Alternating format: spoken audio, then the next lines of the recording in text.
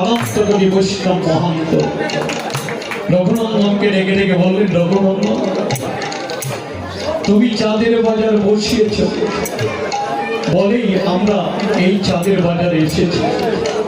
যদি চাঁদের বাজার তুমি না বসাতে তাহলে আমাদের এমন ভাগ্য হতো না তোমার চাঁদের বাজারে যোগদান করে আমাদের জনমকে সার্থক করা এবং আমাদের তিন কুলকে উদ্ধার করা। রঘুনন্দন, আমরা চলে যাব যাবার বেলা তোমাকে আমরা এই আশীর্বাদ করি, শুধু এই বছর নয়, যেন প্রতি বছরে এইভাবে চাঁদের বাজারটি তুমি বসাতে পারো আর তোমার চাঁদের বাজারে যোগদান করি আমাদের মানব জন্মটাকে সার্থক করতে। আরো বললেন, হে রঘুনন্দন, শুধু এ জন্মে কেন, আমরা আমাদের অন্তরের অন্তঃস্থল থেকে বলছি, শুধু এ জন্মে নয়, ও তুমি জন্মে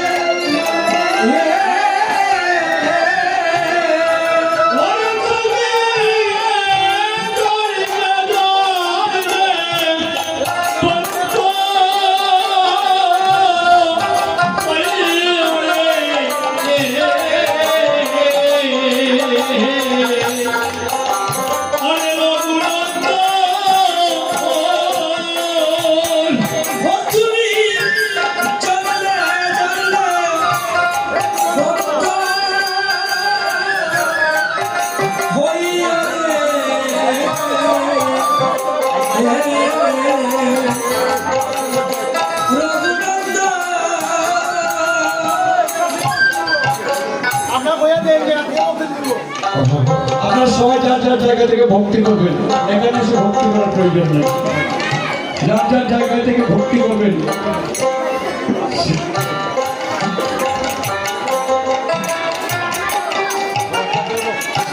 সবে মিলে উচ্চ স্বরে গায়ে হরি গুণ,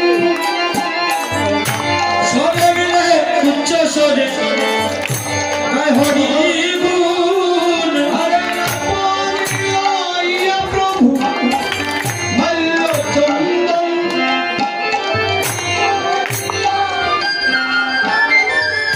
মল্ল চন্দন। হরে শ্রী রঘুনন্দন ভালে লীলা গৌরচন্দ্র, শ্রী রঘুনন্দন ভালে লীলা গৌরচন্দ্র। হইয়া আনন্দ হইয়া আনন্দ, ভালে দিলা গোপী চন্দন, ভালে দিলা গোপী চন্দন, দিলা গোপী চন্দন। ঘুচাইতে ভববন্ধন, ভালে দিলা গোপী চন্দন, ঘুচাইতে ভববন্ধন, ভালে দিলা গোপী চন্দন। আরে ঘুচাইতে ভববন্ধন, ভালে দিলা গোপী চন্দন, ঘুচাইতে ভববন্ধন, ভালে দিলা গোপী চন্দন। ভালে দিলা জগৎরাস, ভালে দিলা জগৎরাস, ভালে দিলা জগৎরাস, ভালে দিলা জগৎরাস। সাজাইলা কৃষ্ণ দাস, ভালে দিলা জগৎরাস, সাজাইলা কৃষ্ণ দাস, ভালে দিলা জগৎরাস। আমার কণ্ঠে দিলা প্রসাদী মালা,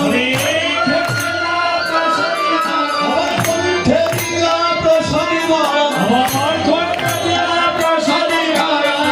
করিতে বৃন্দাবনা, কণ্ঠে দিলা প্রসাদী মালা।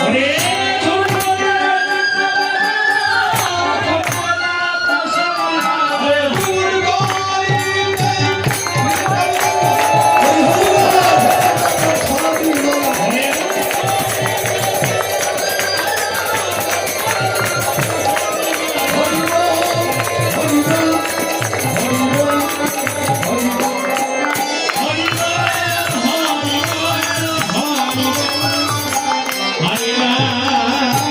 প্রসাদী মালা। ধরি প্রভু শ্রী সচিদানন্দ,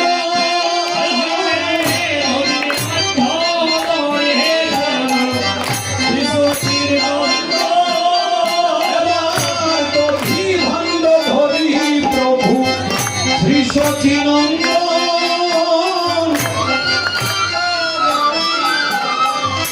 শ্রী সচিদানন্দ। শ্রী রঘুনন্দন করে করিলা অর্পণ, শ্রী রঘুনন্দন করে করিলা অর্পণ। আরে ধর ধর রঘুনন্দন, ধর ধর রঘুনন্দন, ধর ধর রঘুনন্দন। আর মন বাসনা কর পূরণ, ধর ধর রঘুনন্দন।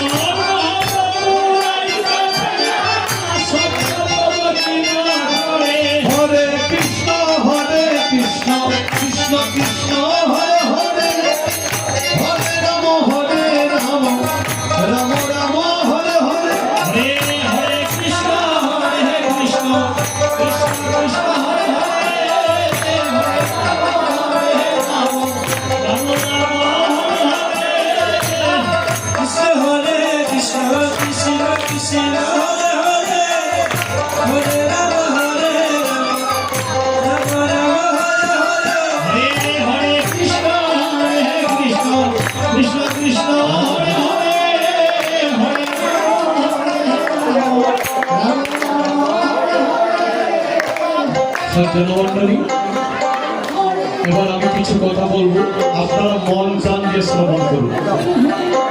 দেখুন, রঘুনন্দনের মাথায় যে ভাণ্ডটি উঠিয়ে দেওয়া হয়েছে, আমরা এতক্ষণ বলেছি এটা দধির ভাণ্ড। এই মুহূর্তে মহাজনের সিদ্ধান্তে এসেছে এটা দধির ভাণ্ড নয়, প্রেমের ভাণ্ড। প্রেমের ভাণ্ড কেমন করে হলো? দেখুন, কারো যদি কঠিন রোগ ব্যাধি হয়, কখনো ডাক্তারের কাছে, কখনো বা কবিরাজের কাছে। আমরা যদি কবিরাজের কাছে যাই, গেলে পর একটা গ্লাস জল কিছু মন্ত্র করে দেয়, সেটা নাকি ঔষধ হয়ে যায়। আর সেই জলরূপী ঔষধটা খেলে রোগও সেরে যায়। আশ্চর্যের কথা, কিছু মন্ত্র করে একটি গ্লাসের জল ঔষধ হয়ে যায়। যদি তাই হয়, এই যে ভাণ্ডটা আমরা গঠন করে রেখেছিলাম অধিবাসী যখন সংকল্প করেছিলাম, সংকল্পকালে আমরা ভাণ্ডটি গঠন করে রেখেছিলাম। তারপর ব্রাহ্ম মুহূর্ত হইতে এক দিবা এক ঋষি তথা অষ্টপ্রহর, মন্ত্র নয় কিছু মন্ত্র করে গ্লাসের জল ঔষধ হলো। 24 ঘন্টা পর্যন্ত কলিযুগের মহামন্ত্র এখানে জপ হয়েছে। জপ হয়ে মন্ত্রপুত হয়ে গোলকের সমস্ত প্রেম এই ভাণ্ডে জমা হয়ে গিয়েছে। এই জন্যই মহাজন সিদ্ধান্ত দিলেন এটা দধির ভাণ্ড নয়, এটা প্রেমের ভাণ্ড। এই ভাণ্ডের প্রসাদ অঙ্গে ধারণ করলে কি হয়? যত প্রকার পাপ আছে সর্ব পাপ মোচন হয়ে যায়। আমরা যারা যারা এখানে এসেছি পাপ মোচন কর্ম বলেই এখানে এসেছি।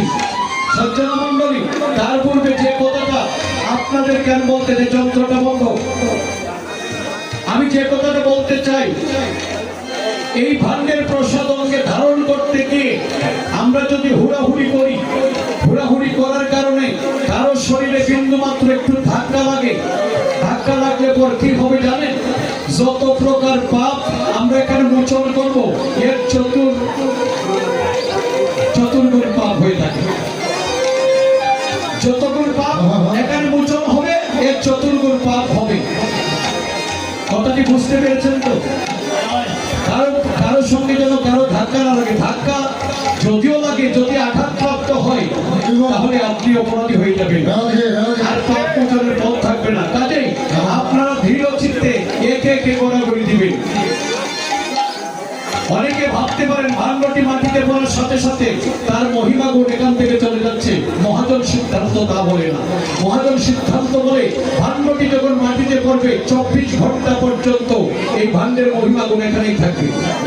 আপনারা যে যত পারেন 24 ঘন্টা পর্যন্ত গড়াগড়ি দিবেন। দ্বিতীয় কথা, যে রঘুনন্দন ভাণ্ডটি ভঞ্জন করবেন, সেই রঘুনন্দন গড়াগড়ি দিয়ে প্রথমে উঠে যাবেন, তারপর আপনারা একে একে ধৈর্য ধারণ করে গড়াগড়ি দিবেন।